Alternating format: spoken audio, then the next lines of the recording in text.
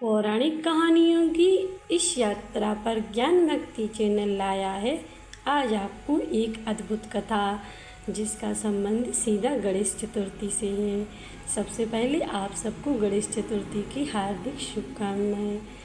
दोस्तों, भगवान गणेश और चंद्रमा के बीच एक ऐसी घटना घटित हुई जिसकी एक अनोखी परंपरा शुरू हो गई। जी हाँ दोस्तों, भाद्रपद शुक्ल पक्ष में गणेश चतुर्थी का त्यौहार बड़ी ही धूमधाम से मनाया जाता है और भगवान गणेश जी की झांकियाँ सजाई जाती हैं।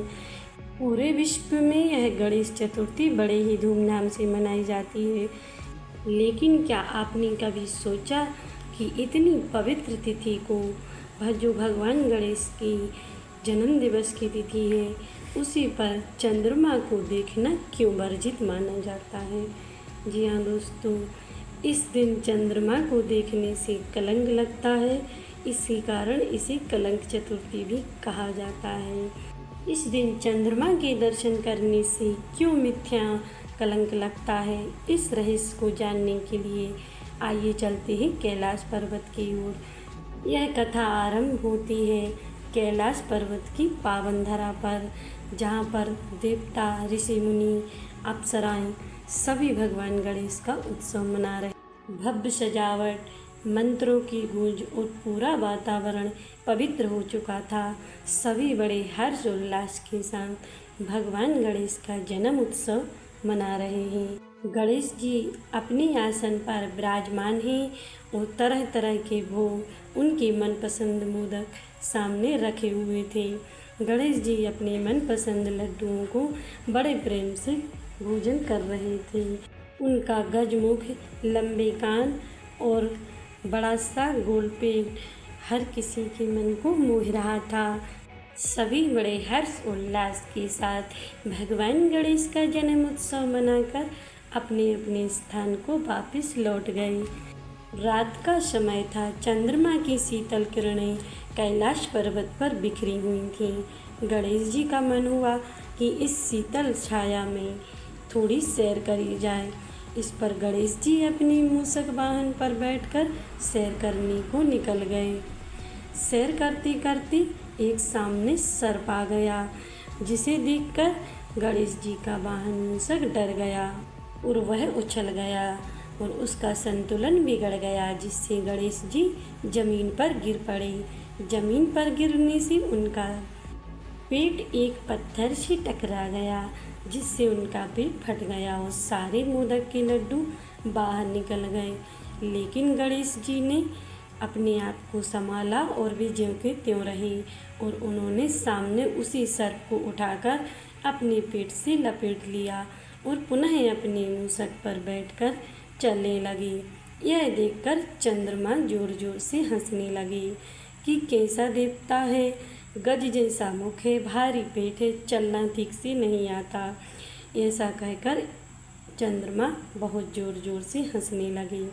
यह देखकर गणेश जी को क्योंकि चंद्रमा की हंसी में स्नेह और करुणा नहीं थी, बल्कि हास्य मजाक उड़ा रहे थे। ऐसा सुनकर गणेश जी को क्रोध आया और उन्होंने श्राप दे दिया, तुमने मुझे गिरता हुआ देखकर मेरा मजाक उड़ाया है और जिस सुंदरता पे तुम्हें घमंड है, वही सुंदरता तुम्हारी किसी भी काम की नहीं रहेगी और जो भी तुम्हारा दर्शन करेगा उसे मिथ्या कलंक लगेगा और मिथ्या दोष लग जाएगा।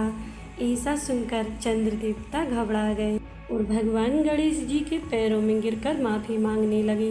उन्हें अपनी गलती का एहसास हो चुका था और वह उनसे हाथ जोड़कर विनम्र प्रार्थना करने लगी कि प्रभु मुझे माफ़ कर दो, मैंने आपका उपहास उड़ाया और चंद्रमा के बिना तो सारा संसार अधूरा हो जाएगा और मेरी रोशनी वापस ला दो।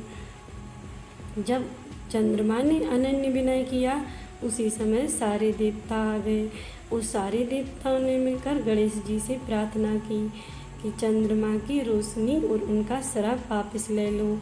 तब गणेश जी के हृदय में थोड़ी सी करुणा और दया आई और गणेश जी कहने लगे कि मैं अपना श्राप वापस तो नहीं ले सकता, मिथ्या तो मेरा श्राप नहीं होगा, लेकिन मैं कुछ कम कर देता हूँ। सिर्फ गणेश चतुर्थी के दिन जो व्यक्ति चंद्रमा के दर्शन करेगा उसको मिथ्या दोष लगेगा। इस दिन जो भी प्राणी चंद्रमा के दर्शन करेगा उसे झूठा कलंक जरूर लगेगा और चंद्रमा की रोशनी भगवान गणेश ने वापस कर दी। ऐसा देखकर चंद्रमा ने गणेश जी का आभार प्रकट किया और वहाँ से चले गए। तभी से यह परंपरा है कि गणेश चतुर्थी के दिन चांद देखने से कलंक लगता है।